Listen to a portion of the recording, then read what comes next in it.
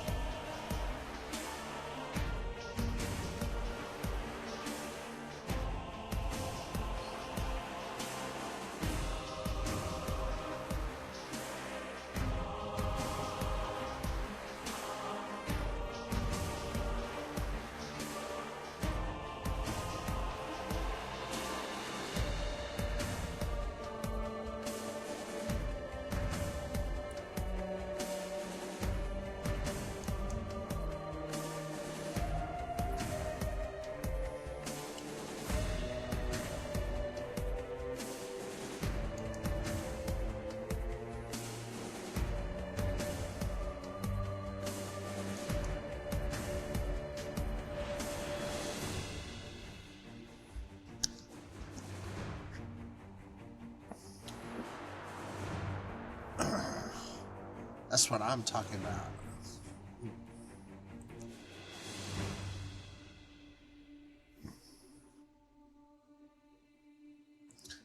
I don't know what it even is.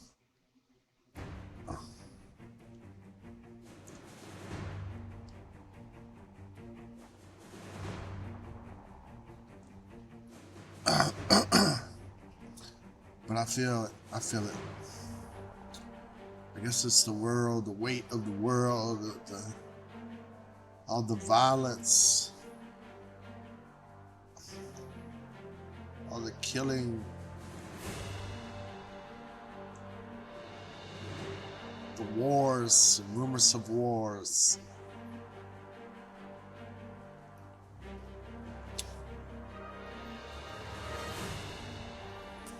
Don't let it bring you down. It's only castles burning. I'm down to novice time, I think. Yeah.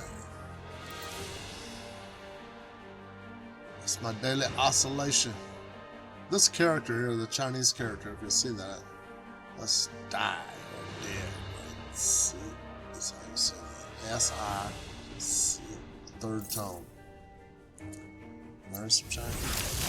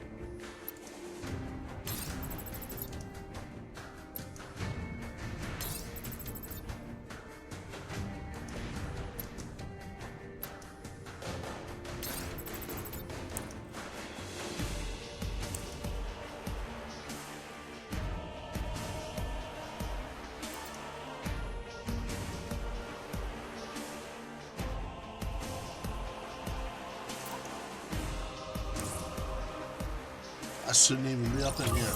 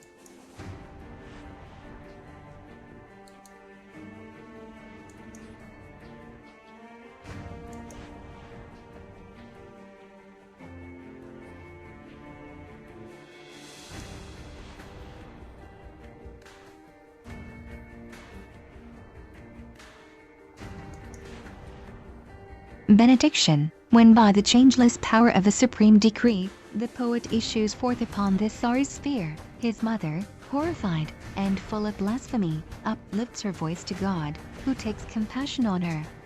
Ah, why did I not bear a serpent's nest entire, instead of bringing forth this hideous child of doom? Oh, cursed be that transient night of vain desire, when I conceived my expiation in my womb.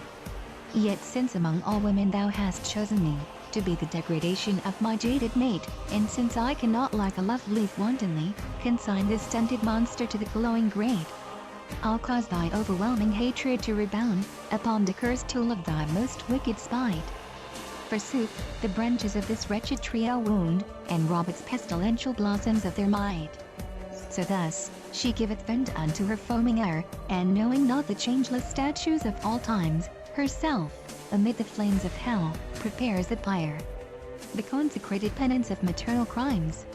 Yet neath th invisible shelter of an angel's wing, this sunlight-loving infant is inherited, exhaled from all he eats and drinks, and everything, the ever-sweet ambrosia and the nectar red.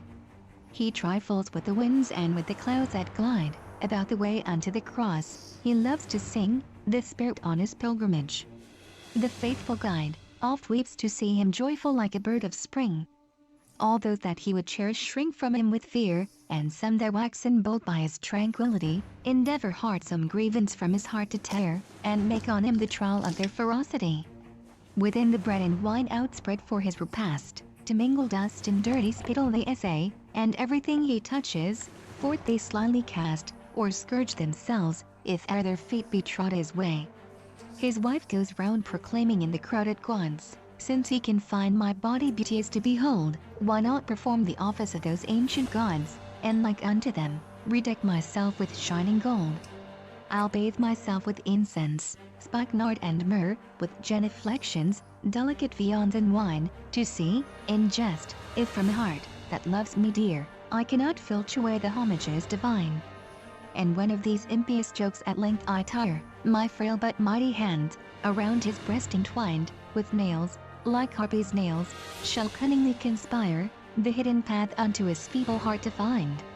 And like a youngling bird that trembles in its nest, I'll pluck his heart right out, within its own blood drowned, and finally to satiate my favorite beast, I'll throw it with intense disdain upon the ground. Towards the heavens where he sees the sacred grail, the poet calmly stretches forth his pious arms, whereon the lightnings from his lucid spirit veil the sight of the infuriated mob that swarms. O blessed be thou, Almighty, who bestows pain, like some divine redress for our infirmities, and like the most refreshing and the purest rain, to sanctify the strong, for saintly ecstasies. I know that for the poet thou wilt grant a share among the sainted legion and the blissful ones, that of the endless feast thou wilt accord his share, to him, of virtues, dominations and of thrones. I know that sorrow is that nobleness alone, which never may corrupted be by hell nor curse. I know, in order to enwreath my mystic crown, I must inspire the ages and the universe. And yet the buried jewels of Palmarlo, the undiscovered metals and the pearly sea of gems that Antimayusho could never hold, beside this diadem of blinding brilliancy. For it shall be engendered from the purest fire of rays primeval, from the holy hearth amassed, of which the eyes of mortals, in their sheen entire, are but the tarnished mirrors, sad and overcast. Echoes, in nature's temple, living columns rise, which oftentimes give tongue to words subdued, and man traverses this symbolic wood, which looks at him with half-familiar eyes. Like lingering echoes, which apart confound themselves in deep and somber unity, as vast as night, and like transplendency, the scents and colors to each other respond. And since there are, like infants' flesh as chaste, as sweet as oboes, and as meadows fair, and others, proud, corrupted, rich and vast, which have the expansion of infinity, like amber, musk and frankincense and myrrh, that sing the soul's and senses' ecstasy. This sick muse, alas, my poor muse, what aileth thee now? Thine eyes are hidden with the visions of night, and silent and cold, I perceive on thy brow, in their turns, despair and madness alike. A succubus gleam, or a hot oven red, has it poured over thee horror and love from its urn? Or the night knoweth master forbearing hath led thee to drown in the depths of some magic moonturn? I wish, as the health-giving fragrance I call, that thy breast with strong thoughts could forever be full, and that from thee lie flowing, thy Christian blood could resemble the olden time metrical flood, where each in his turn reigned the father of rhymes, Phoebus, and Pan, lord of harvest times. The venal muse, O muse of my heart, so fond of palaces old, wilt have, when New Year speeds its wintry blast, amid those tedious nights, with snow overcast, along to warm thy feet, Some help over benumbed here. with cold. Wilt thou thy marbled shoulders then revive, with nightly rays that through thy shutters peep? And, void thy purse and void thy palace, reap a golden hoard within some azure hive? Thou must, to earn thy daily bread, each night, suspend the censer like an acolyte, tedium sing, with sanctimonious ease. Or as a famished mountebank, with jokes obscene, essay to lull the vulgar rabble's spleen. Thy laughter soaked in tears which no one sees. The evil monk, the cloisters old, expounded on their walls, with paintings, the beatic verity, the rich, adorning their religious halls, enrich the frigidness of their austerity. In days when Christian seats bloomed over the land, full many a noble monk unknown today, upon the field of tombs would take his stand, exalting death in rude and simple way. My soul is a tomb where, bad monk that I be, I dwell and search its depths from all eternity, and not bedecks the walls of the odious spot. O sluggard monk! When shall I glean aright, from the living spectacle of my bitter lot, to mold my handiwork and mine eyes' delight? The enemy, my childhood was not but a ravaging storm, enlivened at times by a brilliant sun.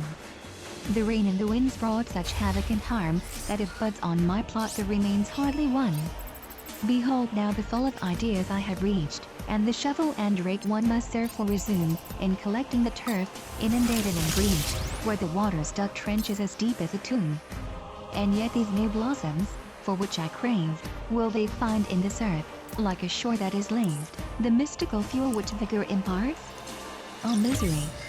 Time devours our lives, and the enemy black, which consumeth our hearts, on the blood of our bodies, increases and thrives. Ill luck, this heavy burden to uplift, O Sisyphus, thy pluck is required. And even though the heart aspired, art is long and time is swift.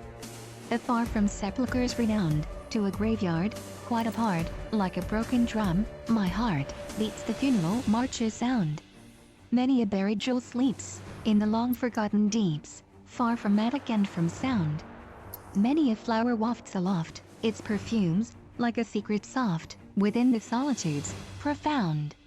Interior life, a long while I dwelt beneath vast porticos, while the ocean suns bathe with 1,000 fires, and which with their great and majestic spires, at eventide look like basaltic grottos.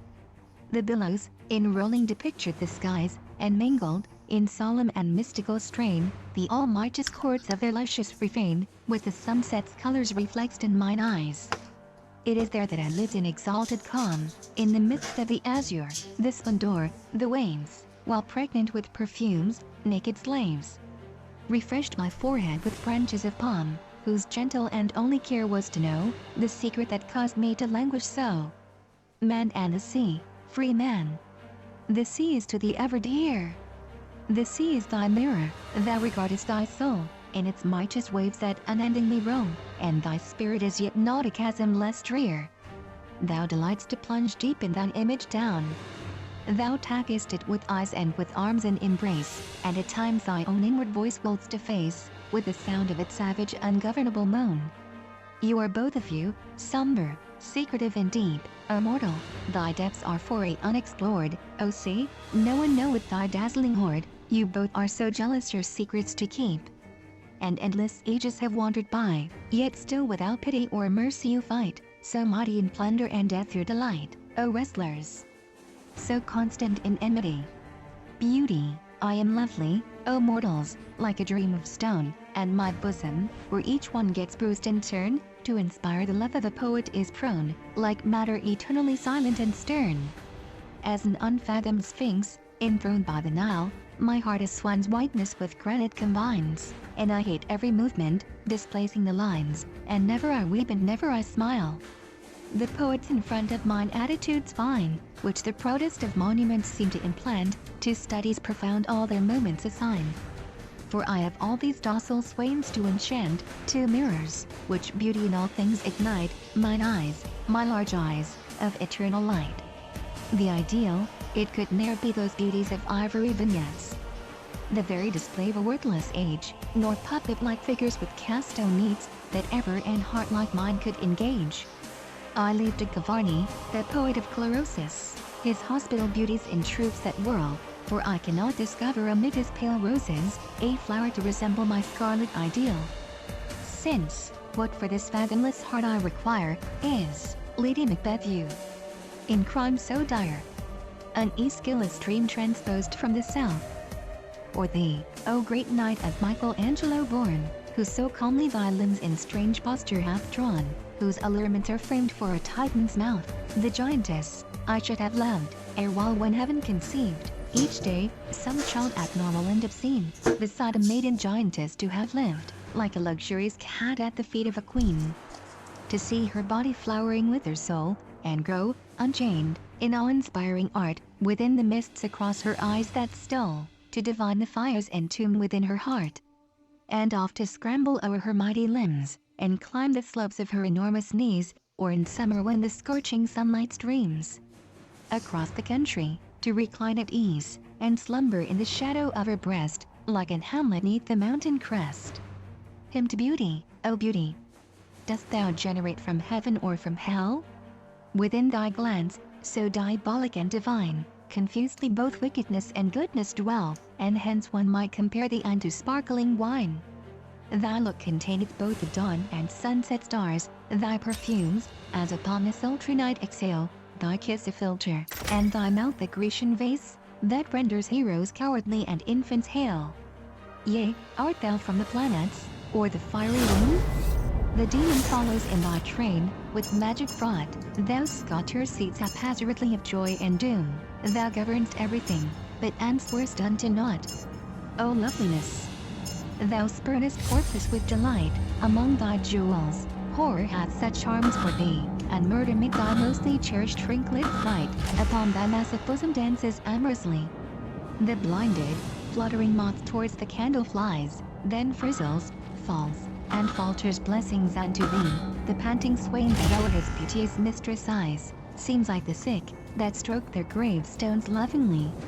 What matter, if thou comest from the heavens or hell, O beauty, frightful ghoul, ingenuous and obscure? So long thine eyes, thy smile, to me the way can tell, towards that infinite I love, that never saw. From God or Satan? Angel, mermaid, Proserpine? What matter if thou lackest blood, voluptuous pride, with rhythms, perfumes, visions, O mine only queen? The universe less hideous and the hours less trite. Exotic perfume, when, with closed eyes, on a hot afternoon, the scent of thine ardent breast I inhale, celestial vistas my spirit assail. Cursed by the flames of an endless sun. A languorous island, where nature abounds, with exotic trees and luscious fruit. And with men whose bodies are slim and astute, and with women whose frankness delights and astounds. By thy perfume enticed to this region remote, a port I see, laden with mast and with boat, still wearied and torn by the distant brine. While the tamarisk odors that dreamily throng the air, round my slumberous senses entwine, and mix, in my soul, with the mariner's song. La chevelure, O fleece, that foams down unto the shoulders bare. O curls, O scents which lovely languidness exhale. Delight to fill this alcove's somber atmosphere with memories, sleeping deep within this tress of hair, I'll wave it in the evening breezes like a veil. The shores of Africa and Asia's burning skies, a world forgotten, distant, nearly dead and spent, within thy depths, O aromatic forest, lies. And light to spirits floating unto melodies, my own, beloved, glides within thy sacred scent. There I will hasten, with the trees and humankind, with languor lull beside the hot and silent sea. Strong tresses bear me, beat to me the waves and wind. Within thy fragrance lies a dazzling dream confined, of sails and masts and flames, O lake of ebony. A loudly echoing harbor, where my soul may hold, to quaff, the silver cup of colors, scents and sounds, wherein the vessels glide upon a sea of gold, and stretch their mighty arms, the glory to enfold, of virgin skies, where never-ending heat abounds. I'll plunge my brow, enamored with voluptuousness, within this darkling ocean of infinitude, until my subtle spirit, which thy waves caress, shall find you once again, O fertile weariness. Unending lullaby of perfumed lassitude. Ye tresses blue, wreaths of strange and somber shade, ye make the azure of the starry realm immense. Upon the downy beaches, by your curls cascades, among the mingling fragrances, my spirit waves, to cull the musk and coconut and lotus scents. Long, foray, my hand, within thy heavy mane, shall scatter rubies, pearls, sapphires eternally, and thus my soul's desire for thee shall never wane. For art not thou the oasis where I dream and drain, with draughts profound, the golden wine of memory?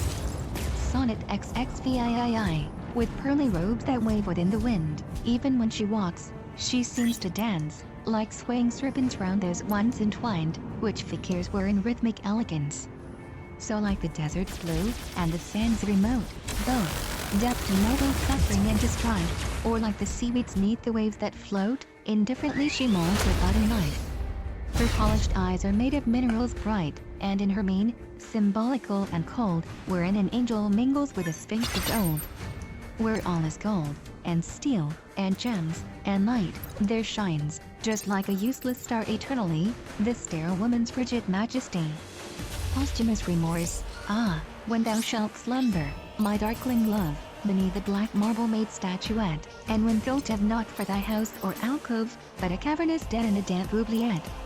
When the tombstone, oppressing thy timorous breast, and thy hips drooping sweetly with listless decay, the pulse and desires of mine heart shall arrest, and thy feet from pursuing their adventurous way. Then the grave, the dark friend of my limitless dreams, for the grave ever readeth the poet aright, amid those long nights, which no slumber redeems, will query what used to thee, in complete sprite, that thou ne'er hast unfathomed the tears of the dead? Then the worms will gnaw deep at thy body, like dread. The balcony, oh, mother of memories, mistress of mistresses. Oh, thou all my pleasures, oh, thou all my prayers. Canst thou remember those luscious caresses, the charm of the heart and the sweet evening airs? Oh, mother of memories, mistress of mistresses. Those evenings illumined by the glow of the coal, and those roseate nights with their vaporous wings. How calm was thy breast and how good was thy soul. 'Twas then we uttered imperishable things. Those evenings illumined by the glow of the coal. Are displayed at the bottom of my screen there. How If you vast just were the keep heavens, watching, the numbers will and the pass heart how by. hail. As I lean towards you, oh, my queen of delights, the scent of thy blood I seem to inhale. How lovely the sun on those hot autumn nights. You want to play some games together? The dense like a pall, and deep through the darkness thine eyes I divine, and I drank of thy breath, O sweetness, O gall, and thy feet in my brotherly hands reclined, the shadows of night time grew dense like a pall. I know how to call forth those moments so dear, and to lift my past, laid on thy knees, once more, for where should I seek for thy beauties but here, in thy languorous heart and thy body so pure. I know how to call forth those moments so dear. Those perfumes, those infinite kisses and sighs, are they born in some gulf to our plummets tonight? Like rejuvenate suns that mount up to the skies, that first have been cleansed in the depths of the tide. Oh, perfumes. Oh, infinite kisses and sighs. The possessed one, the sun is involved in crave. Like it, O moon of my life. Wrap thyself up in shade. At will, smoke or slumber, be silent, be stay, and dive deep down in this passion's dark pit. I cherish thee thus. But if to thy moon, like a star that from out its penumbra appears, to float in the regions where madness careers, fair dagger, burst forth from thy shade. 'Tis good. Yea, light up thine eyes at the fire of renown, or kindle desire by the roots of sunny cloud. Thine all is my joy, whether dull or flame. Just be what thou wilt, black night, dawn divine. There is not a nerve in my trembling frame, but cries, I adore thee, Beelzebub mine. Oh, wait a minute. No, my Macarena ID is not... From whence it comes, you ask. This gloom acute, like waves that o'er the rocky headland fall. When once our hearts have gathered in their fruit, to live is a curse. A secret known to all. A grief, quite simple, not mysterious, and like your joy, for all, both loud and shrill, may cease to clamor, be not e'er so curious. And yet although your voice is sweet, be still! Be still, O soul, with rapture ever right. O mouth, with a childish smile. Far more than life, the subtle bonds of death around us twine. Let my heart, the wine of falsehood drink, and dream like, deep within your fair eyes sink, and in the shade of thy lashes long recline. All entire, the demon, in my lofty vault, this morning came to visit me, and striving me to find at fault, he said, fain would I know of thee. Among the many beauteous things, all which her subtle grace proclaim, among the dark and rosy things, which go to make her charming frame, which is the sweetest unto thee, my soul? To and thou didst retort, since all with her is destiny, of preference there can be naught. When all transports me with delight, if aught deludes I cannot know, she either lulls one like the night, or dazzles like the morning glow. That harmony is too divine, which governs all her body fair, for powerless mortals to define, in notes the many concords there. O mystic metamorphosis, of all my senses blend in one. Her voice a beauteous perfume is, her breath makes music, chaste and wan. Sonnet XLIII, what sayest thou, tonight, poor soul so drear, what sayest, heart while engulfed in gloom, to the very lovely, very chaste, and very dear, whose godlike look hath made thee to rebloom. To her, with pride we chant an echoing hymn, for naught can touch the sweetness of her sway. Her flesh ethereal as a seraphim, her eyes with robe of light our souls arrayed. And be it in the night, or solitude, among the streets or mid the multitude, her shadow, torchlight, dances in the air, and murmurs, I, the beautiful proclaim, that for my sake, alone ye love the fair. I am the guardian angel, muse and dame, the living torch. They stand before me now, those eyes that shine, no doubt inspired by an angel wise. They stand, those godlike brothers that are mine, and pour the diamond fires in mine eyes. From all transgressions, from all snares, they save, towards the path of joy they guide my ways. They are my servants, and I am their slave. And all my soul, this living torch obeys. Ye charming eyes, ye have those mystic beams, of candles, burning in full day. The sun awakes, yet kills not their fantastic gleams. Ye sing the awakening, they the dark oblivion. The awakening of my spirit ye proclaim, O stars, no sun can ever kill your flame. The spiritual dawn, when the morning white and rosy breaks, with the gnawing ideal, upon the debauchee, by the power of a strange decree, within the sotted beast an angel wakes. The mental heaven's inaccessible blue, for wearied mortals that still dream and mourn, expands and sinks towards the chasm drawn. Thus, cherished goddess, being pure and true, upon the rests of foolish orgy nights, thine image, more sublime, more pink, more clear, before my staring eyes is ever there. The sun has darkened all the candlelights, and thus thy spectre like the immortal sun, is ever victorious, thou resplendent one. Evening harmony, the hour approacheth, when, as their stems incline, the flowers evaporate like an incense urn, and sounds incense in the vesper breezes turn. A melancholy waltz, and a drowsiness divine. The flowers evaporate like an incense urn, the viol vibrates like the wailing of souls that repine. A melancholy waltz, and a drowsiness divine, the skies like a mosque are beautiful and stern. The viol vibrates like the wailing of souls that repine. Sweet souls that shrink from chaos vast and etern, the skies like a mosque are beautiful and stern, the sunset drowns within its blood-red brine.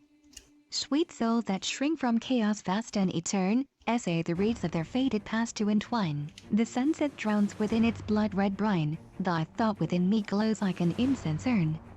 Overcast sky, meseemeth thy glance, soft and shrouded with dew, thy mysterious eyes, are they gray, green or blue? Alternately cruel, and tender, and shy, reflect both the languor and calm of the sky. Thou recallest those white days, with shadows carest, engendering tears from th enraptured breast, when racked by an anguish unfathomed that weeps, the nerves to awake, jog the spirit that sleeps. At times, thou art like those horizons divine, where the suns of the nebulous seasons decline. How resplendent art thou, O pasturage vast, illumined by the beams of the sky overcast. O dangerous dame, O seductive clime! As well, will I love both thy snow and thy rime, and shall I know how from the frosts to entice, delights that are keener than iron and ice? Invitation to a journey, my sister, my dear, consider how fair, together to live it would be. Down yonder to fly, to love, till we die, in the land which resembles thee. Those suns that rise, 'neath erotic skies, no charm could be like unto theirs, so strange and divine, like those eyes of thine, which glow in the midst of their tears. There, all is order and loveliness, luxury, calm and voluptuousness. The tables and chairs, polished bright by the years, would decorate sweetly our rooms, and the rarest of flowers would twine round our bowers, and mingle their amber perfumes, the ceilings arrayed, and the mirrors inlaid, this eastern splendor among, would furtively steal o'er our souls, and appeal, with its tranquillest native tongue. There, all is order and loveliness, luxury, calm and voluptuousness. In the harbors, peep, at the vessels asleep, their humor is always to roam, yet it is but to grant, thy smallest want, from the end of the earth that they come, the sunsets beam, upon meadow and stream, and upon the city entire, neath the violet crest, the world sinks to rest, illumined by a golden fire. There, all is order and loveliness, luxury, calm and voluptuousness. Hosiery, you are a roseate autumn sky, that glows. Yet sadness rises in me like the flood, and leaves an ebbing on my lips morose, the poignant memory of its bitter mind. In vain your hands my swooning breast embrace, oh, friend! Alone remains the plundered spot, where woman's biting grip has left its trace. My heart, the beasts devoured, seek it not. My heart is a palace pillaged by the herd. They kill and take each other by the throat. A perfume glides around your bosom bared. O loveliness, thou scourge of souls, devote thine eyes of fire, luminous like feasts, to burn these rags, rejected by the beasts. Autumn song, I. Shortly we will plunge within the frigid gloom. Farewell swift summer brightness. All too short, I hear already sounding with a dead-like boom, the wood that falls upon the pavement of the court.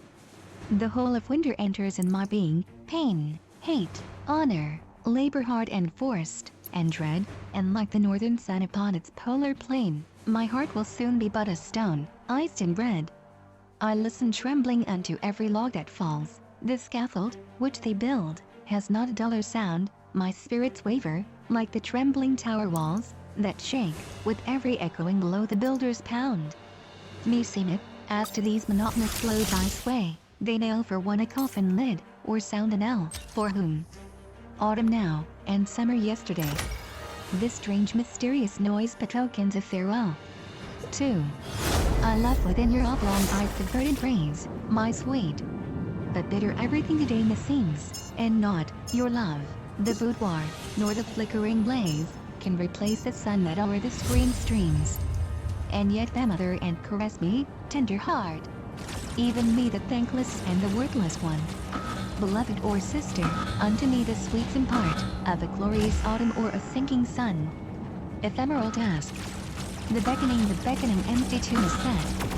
Oh grant me, as if on your knees my head I lay, because the white and torrid summer I regret, to taste departed season's mild and amber ray.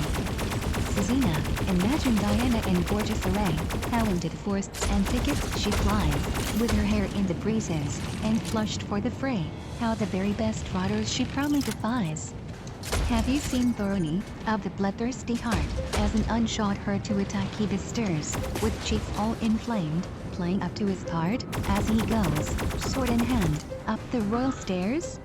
And so is Cezina, yet this warrior sweet, has a soul with compassion and kindness replete, inspired by drums and by powder, her sway. Knows how to concede to the supplicant's prayers, and her bosom, laid waste by the flames, has always, for those that are worthy, a fountain of tears. To a Crilean lady, in a country perfumed with the sun's embrace, I knew me the dais of purple palms, and branches where idleness weeps o'er one's face, a Crilean lady of unknown charms. Her tinted, pale and warm, this bewitching bride, displays a nobly nurtured mien, courageous and grand like a huntsman, her stride. A tranquil smile and eyes serene. If, madam, you'd go to the true land of gain, by the banks of the fertile Foyer or the Seine, how worthy to garnish some pile of renown. You'd awake in the calm of some shadowy nest, 1,000 songs in the poet's breast, that your eyes would inspire far more than your brown. Nostra Arabunda, oh, Agatha, tell. Does thy heart not at times fly away? Far from the city impure and the lowering sea, to another ocean that blinds with its dazzling array, so blue and so fair and profound, like virginity? Oh, Agatha, tell. Does thy heart not at times fly away? The sea, the vast ocean our travail and trouble consoles.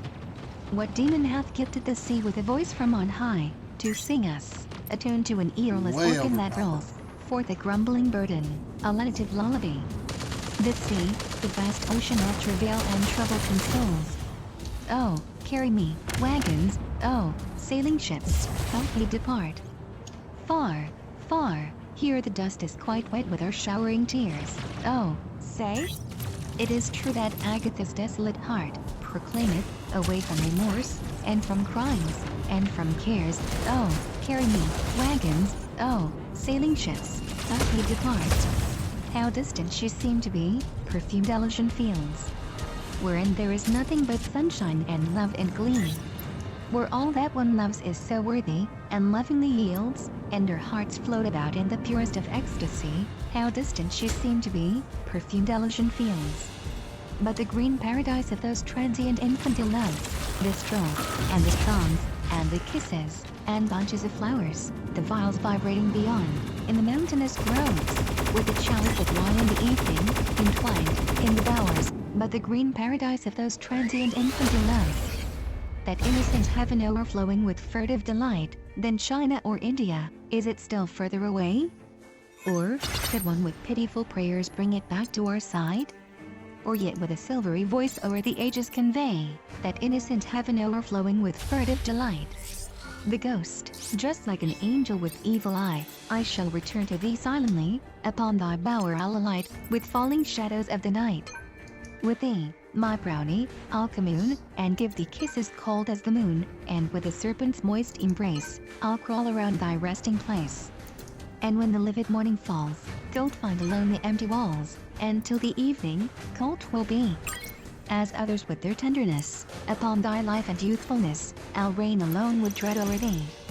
Autumn song, they ask me, thy crystalline eyes, so acute, odd lover, why am I to thee so dear? Be sweet and keep silent, my heart, which is sere, for all save the rude and untutored brute is loth its infernal depths to reveal, and its dissolute motto engraven with fire, O charmer, whose arms endless slumber inspire. I abominate passion and wit makes me ill. So let us love gently. Within his retreat, foreboding, love seeks for his arrows of prey. I know all the arms of his battle array. Delirium and loathing, a pale Marguerite. Like me, art thou not an autumnal ray? Alas, my so white, my so cold Marguerite. Sadness of the moon goddess, tonight the moon dreams with increased weariness, like a beauty stretched forth on a downy heap of rugs, while her languorous fingers caress the contour of her breasts, before falling to sleep. On the satin back of the avalanche soft, she falls into lingering swoons, as she dies, while she lifteth her eyes to white visions aloft, which like efflorescence float up to the skies. When at times, in her languor, down onto the sphere, she slyly lets trickle a furtive tear, a poet, desiring slumber to shun, takes up this pale tear in the palm of his hand, the colors of which like an opal blend, and buries it far from the eyes of the sun. Cats, all ardent lovers and all sages prize, as ripening years incline upon their brows, the mild and mighty cats, pride of the house, that like unto them are indolent, stern and wise. The friends of learning and of ecstasy, they search for silence and the horrors of gloom. The devil had used them for his steeds of doom, could he alone have bent their pride to slavery. When musing, they display those outlines chaste, of the great sphinxes, stretched o'er the sandy waste, that seem to slumber deep in a dream without end. From out their loins a fountainous furnace flies, and grains of sparkling gold, as fine as sand, best are the mystic pupils of their eyes. Owls, beneath the shades of somber use, the silent owls sit ranged in rows, like ancient idols, strangely pose, and darting fiery eyes, they muse. Immovable, they sit and gaze, until the melancholy hour, at which the darknesses devour, the faded sunset's slanting rays. Their attitude instructs the wise, that he, within this world, who flies, from tumult and from merriment, the man allured by a passing face, forever bears the chastisement of having wished to change his place. Music, oft music possesses me like the seas. To my planet pale, neath the ceiling of mist, in the lofty breeze, I set my sail. With inflated lungs and expanded chest, like to a sail, on the backs of the heaped up billows I rest, which the shadows feel. I feel all the anguish within me rise, of a ship in distress. The tempest, the rain, neath the lowering skies, my body caress. At times, the calm pool or the mirror clear, of my despair. The joys to fund, where snails abound, in a juicy soil, I will dig for myself a fathomless grave, where at leisure mine ancient bones I can coil, in sleep, quite forgotten, like a shark neath the wave.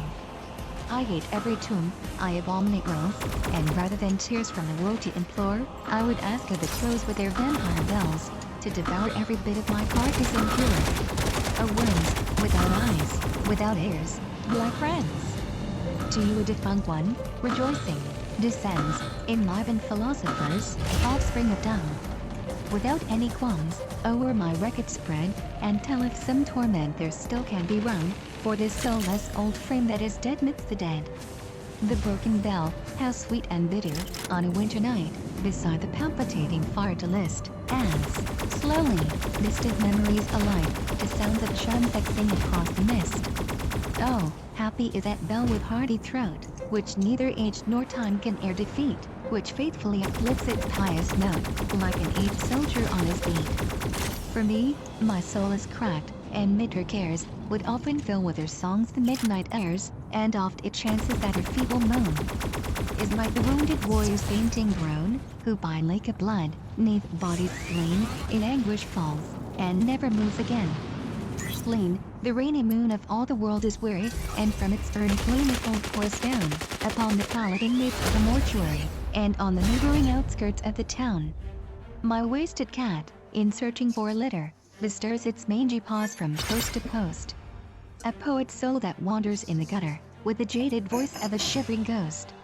The smoking pine log, while the drone laments, accompanies the wheezy pendulum, the while amidst a haze of dirty scents. Those fatal remnants of a sick man's room, the gallant knave of hearts and queen of spades, relate their ancient amorous escapades. Obsession, great forests, you alarm me like a mighty fane. Like organ tones you roar, and in our hearts of stone, where ancient sobs vibrate, oh hells of endless pain. The answering echoes of your de profundis moan. I hate thee, ocean. Hate thy tumults and thy throbs, my spirit finds them in himself. This bitter glee, of vanquished mortals, full of insults and of sobs, I hear it in the mightiest laughter of the sea. O starless night, thy loveliness my soul inhales, without those starry rays which speak a language known, for I desire the dark, the naked and the lone. But in those darknesses themselves to me are veils, where I live, and, by the millions 'neath my eyelids prance, long, long departed beings with familiar glance. Magnetic horror, beneath the sky, so livid and strange, tormented like thy destiny, what thoughts within thy spirit range, themselves? O libertine reply. With vain desires, forever torn, towards the uncertain, and the vast, and yet, like Ovid, I'll not mourn, who from his Roman heaven was cast. O heavens, turbulent as its streams, in you I mirror forth my pride.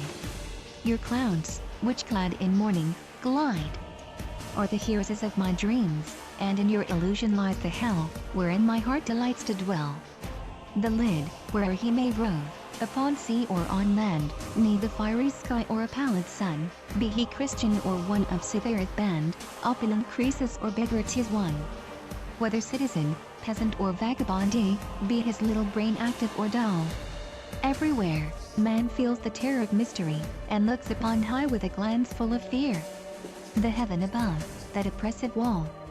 A ceiling lit up in some lewd music hall, where the actors step forth on a blood-red soil. The eremite's hope, and the dread of the sought, the sky. That black lid of a mighty pot, where, vast and minute, human races boil. Bertha's eyes, the loveliest eyes you can scorn with your wondrous glow, oh! Beautiful childish eyes there abounds in your light, as something unspeakably tender and good as the night, oh! Eyes! Over me your enchanting darkness let flow. Large eyes of my child! O Arcana profoundly adored! Ye resemble so closely those caves in the magical creek, where within the deep slumbering shade of some petrified peak, there shines, undiscovered, the gems of a dazzling hoard. My child has got eyes so profound and so dark and so vast, like thee.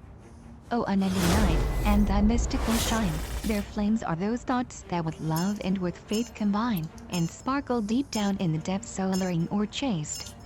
The set of the romantic sun, how beauteous the sun as it rises supreme, like an explosion that greets us from above. Oh, happy is he that can hail with love its decline, more glorious far than a dream. I saw flower, furrow, and brook I recall, how they swoon like a tremulous heart neath the sun. Let us haste to the star line, 'tis late, let us run, at least to catch one slanting ray ere it fall. But the god, who eludes me, I chase all in vain, the night, irresistible, plants its domain, black mists and vague shivers of deadly forebodings. While an odor of graves through the darkness spreads, and on the swamp margin, my timid foot treads, upon slimy snails, and on unseen toes. Meditation, be wise, O my woe, seek thy grievance to drown. Thou didst call for the night, and behold it is here. An atmosphere somber envelopes the town, to some bringing peace and to others who care. Whilst the manifold souls of the vile multitude, neath the lash of enjoyment, that merciless sway, go plucking remorse and the menial brood, from them far, oh my grief, hold my hand, come this way. Behold how they beckon, those years, long expired, from heaven, in faded apparel attired, how regret, smiling, foams on the waters like yeast. Its arches of slumber the dying sun spreads, and like a long winding sheet dragged to the east, oh, hearken beloved, how the night softly 99 treads. cheeses. To a passerby, around me thundered the deafening noise of the street, in mourning apparel, portraying majestic distress. With queenly fingers, just lifting the hem of her dress, a stately woman passed by with hurrying feet. Agile and noble, with limbs of perfect poise. Ah, how I drank, thrilled through like a bee insane. In her look, a dark sky, from whence springs forth a hurricane. There lay but the sweetness that charms, and the joy that destroys. A flash, then the night, oh loveliness fugitive, whose glance has so suddenly caused me again to live, shall I not see you again till this life is o'er? Elsewhere, far away. Too late, perhaps never more, for I know not whither you fly, nor you, where I go, O soul that I would have loved, and that you know. Illusionary love, when I behold thee wander by, my languorous love, to songs of files which throughout the dome resound, harmonious and stately as thy footsteps move, bestowing forth the languor of thy glens profound. When I regard thee, glowing in the gaslight rays, thy pallid brow embellished by a charm obscure, here where the evening torches light the twilight haze, thine eyes attracting me like those of a portraiture. I say, how beautiful she is, how strangely rich. A mighty memory, low and commanding tower, a garland, and her heart, bruised like a ruddy peach, is ripe, like her body for love's sapient power. Art thou, that spicy autumn fruit with taste supreme? Art thou a funeral vase inviting tears of grief? Aroma, causing one of eastern wastes to dream? A downy cushion, bunch of flowers or golden sheaf? I know that there are eyes, most melancholy ones, wherein their precious secret deeply hidden lies, resplendent shrines, devoted relics, sacred stones, more empty, more profound than ye yourself, O skies? Yea, does thy semblance, not alone for me suffice, to kindle senses which the cruel truth abhor? All one to me. Thy folly or thy heart of ice, decoy or mask, all hail. Thy beauty I adore. Mists and rains, O last of autumn and winter, steeping haze, O sleepy seasons. You I love and praise, because around my heart and brain you twine, a misty winding sheet in a nebulous shrine. On that great plain, where frigid blasts abound, or through the nights, so long, the vain whirls round, my soul, more free than in the springtime soft, will stretch her raven wings and soar aloft. Unto an heart with gloomy things replete, on which remain the frosts of former times, a pallid seasons, mistress of our climes. As your pale shadows, nothing is so sweet, unless it be, on a moonless night a twain, on some chance couch to soothe to sleep our pain. The wine of lovers, today the distance is superb, without bridle, spur or curb, let us mount on the back of wine, for regions fairy and divine. Let's, like two angels tortured by some dark, delirious fantasy, pursue the distant mirage drawn o'er the blue crystal of the dawn. And gently balanced on the wing of some obliging whirlwind, we, in equal rapture revealing. My sister, side by side will flee, without repose, nor truce, where gleams the golden paradise of my dreams. Condemned women, like thoughtful cattle on the yellow sands reclined, they turn their eyes towards the horizon of the sea, their feet towards each other stretched, their hands entwined, they tell of gentle yearning, frigid misery. A few, with heart confiding faith of old, imbued, amid the darkling grove, where silver streamlets flow, unfold to each their lips of tender infantile, and carve the verdant stems of the vine-kissed portico. And others like unto nuns with footsteps slow and grave, ascend the hallowed rocks of ancient mystic lore, where long ago, Saint Anthony, like a surging wave, the naked purple breasts of his temptation saw. And still some more, that 'neath the shimmering masses stroll, among the silent chasm of some pagan caves, to soothe their burning fevers unto thee they call, O Bacchus, who all ancient wounds and sorrow leaves. And others again, whose necks in scrapulous delight, who hide a wood beneath their garments secretly, commingling, in the somber wood and lonesome night, the foam of torments and of tears with ecstasy. O virgins, demons, monsters, and O martyred brood, great souls that mock reality with remorseless sneers, O saints and satyrs, searchers for infinitude. At times so full of shouts, at times so full of tears. You, to whom within your hell my spirit flies, poor sisters, yea, I love you as I pity you, for your unsatiated thirsts and anguished sighs, and for the vials of love within your heart so true. The death of the lovers, we will have death which exhale odorous salt, we will have revenge profound as the tomb, and delicate plants on the ledges aloft, which under the bluest of skies for us bloom. Exhausting our hearts to their last desires, they both shall be like unto two glowing coals, reflecting the twofold light of their fires, across the twin mirrors of our two souls. One evening of mystical azure skies, will exchange but one single lightning flash, just like a long sob, replete with goodbyes. And later an angel shall joyously pass, through the half-open doors, to replenish and wash, the torches expired, and the tarnished glass. The death of the poor, it is death that consoles, yea, and causes our lives. 'Tis the goal of this life, and of hope the sole way, which like a strong potion enlivens and gives us the strength to plod on to the end of the day. And all through the tempest, the frost and the snows, 'tis the shimmering light on our black skyline. 'Tis the famous in which the guidebook shows, where it one can eat, and sleep, and recline. 'Tis an angel that holds in his magic hands the sleep which ecstatic dream commands, who remakes up the beds of the naked and poor. 'Tis the fame of the gods, 'tis the granary blessed, 'tis the curse of the poor, and 'tis birthplace of rest to the unknown heavens, 'tis the wide open door.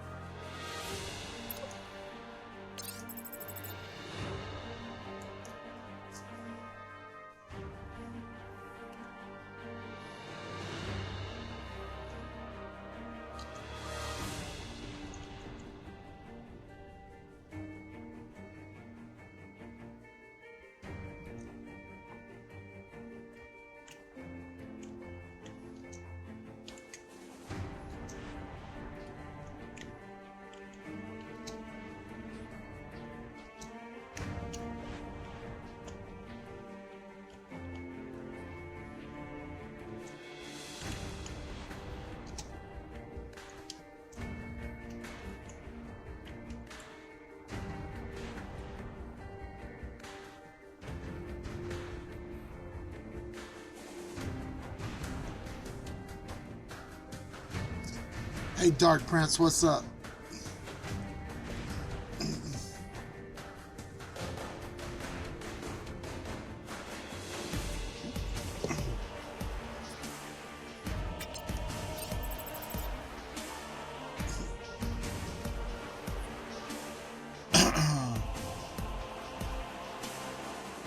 Please what?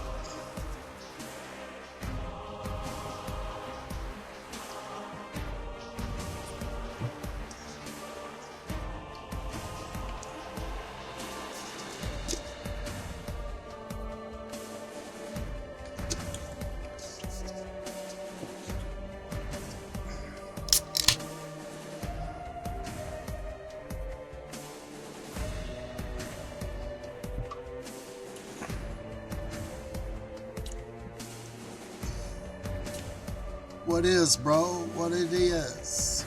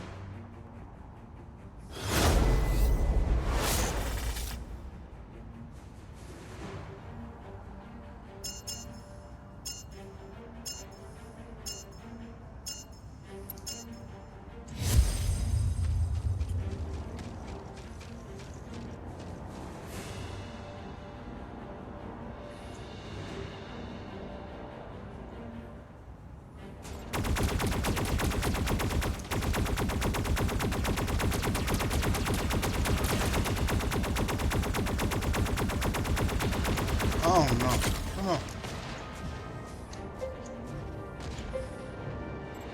Ouch.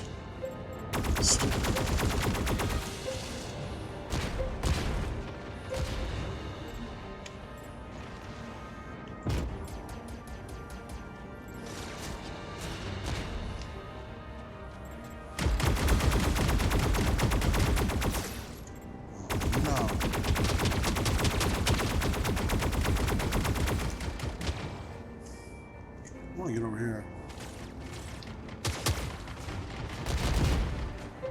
See, they're still hitting me.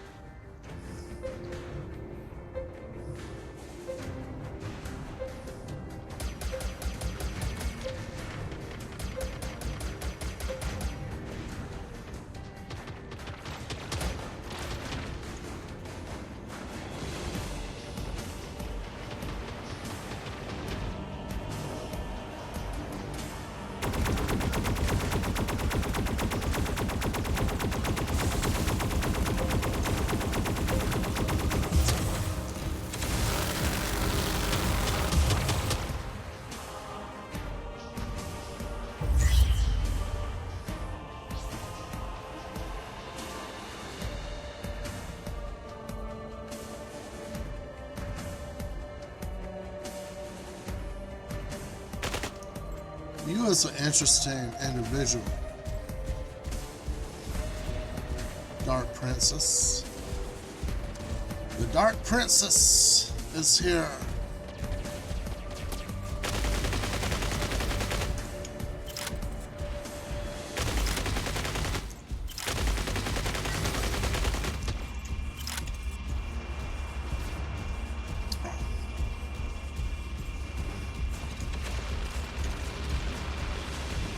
Yeah, okay.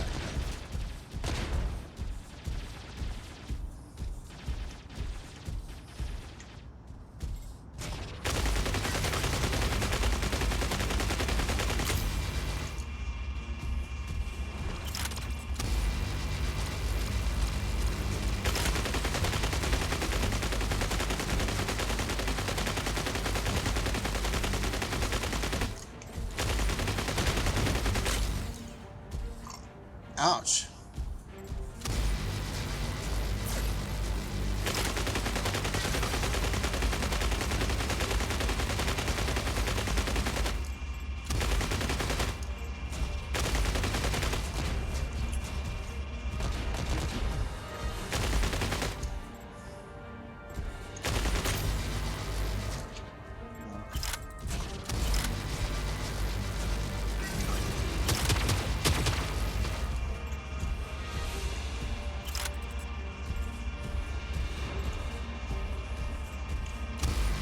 Dark Princess. I run support mechs, so I don't get no credit for progress path on 1 versus 1. Fool.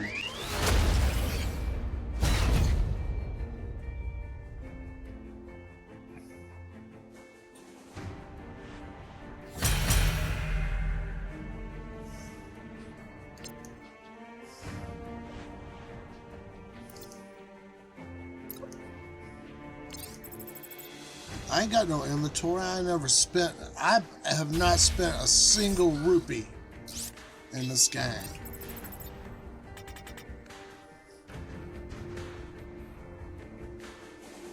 I have never bought nothing.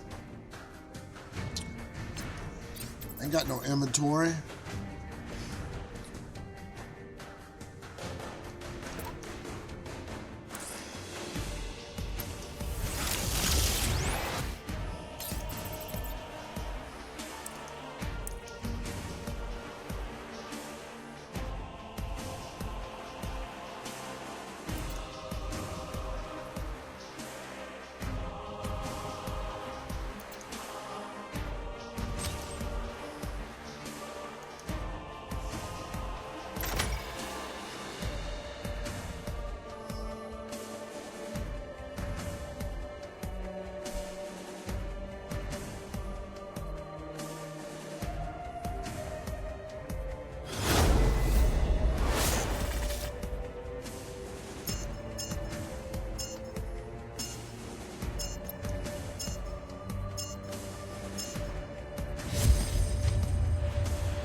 What part of ain't got no inventory do you not understand? I got a kill shot. I have never upgraded it. I've got a juggernaut I never used.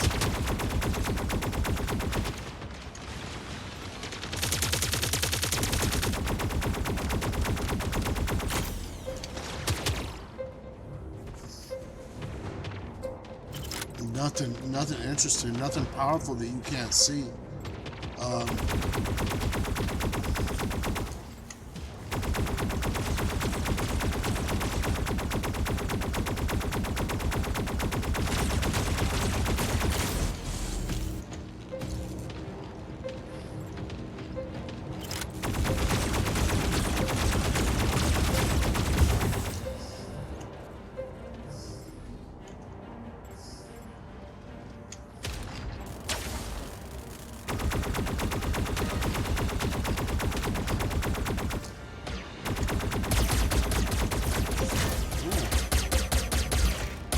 Sorry.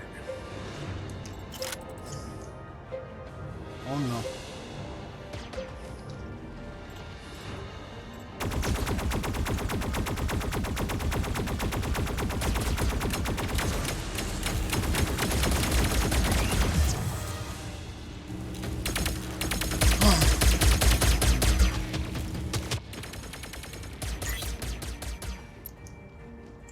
Please don't kill me.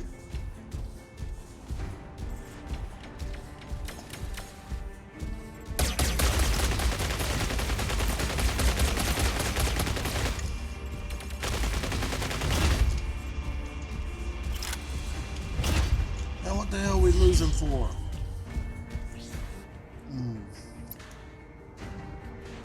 It's a rip-off.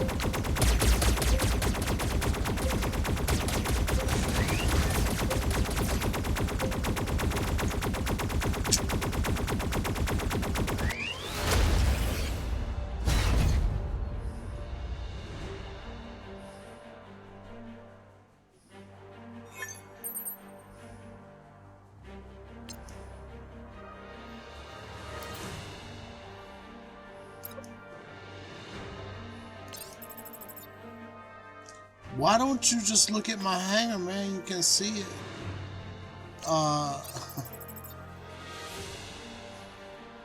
Just go on my hangar.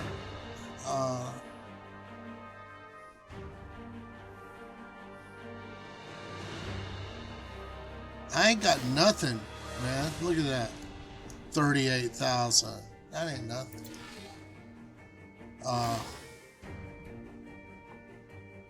Pulse cannon, 57,000. Not much.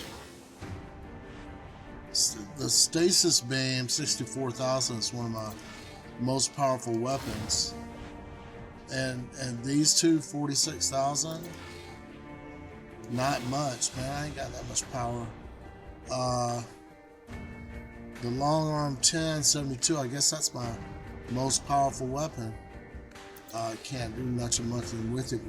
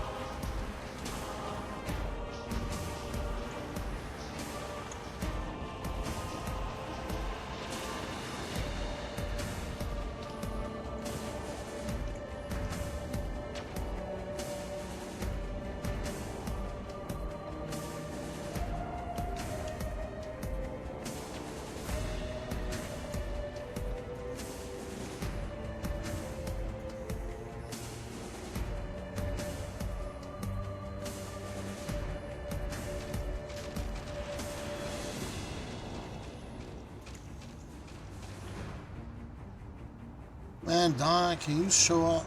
Man, come on.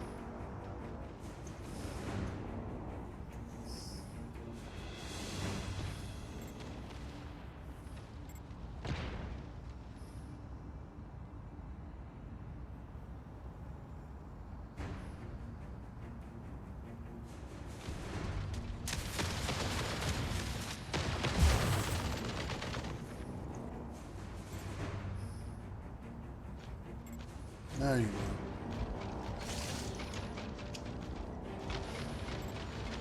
I was not gonna let them go back there and shoot you.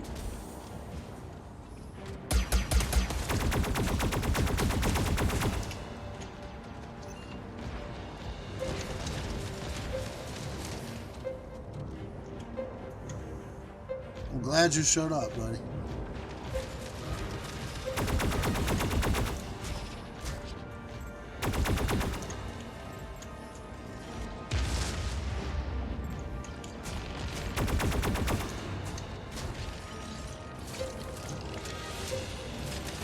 Get out the way, it's a minigun.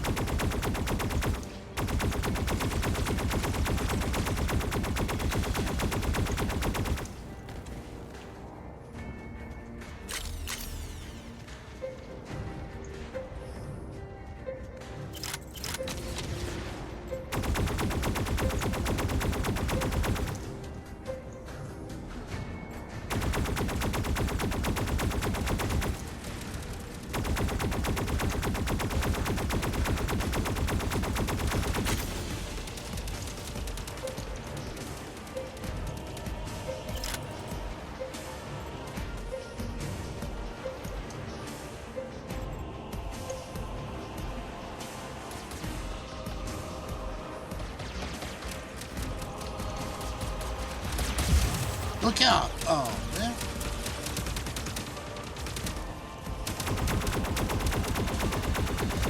I'm gonna get killed too. 141,000. It's like triple anything I got in my whole inventory.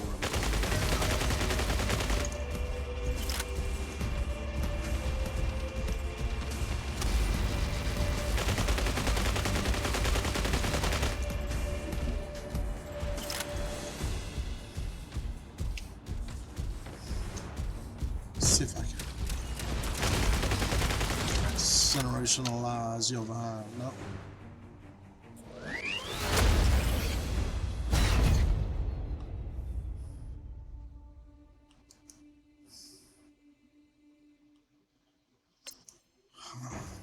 Looking at.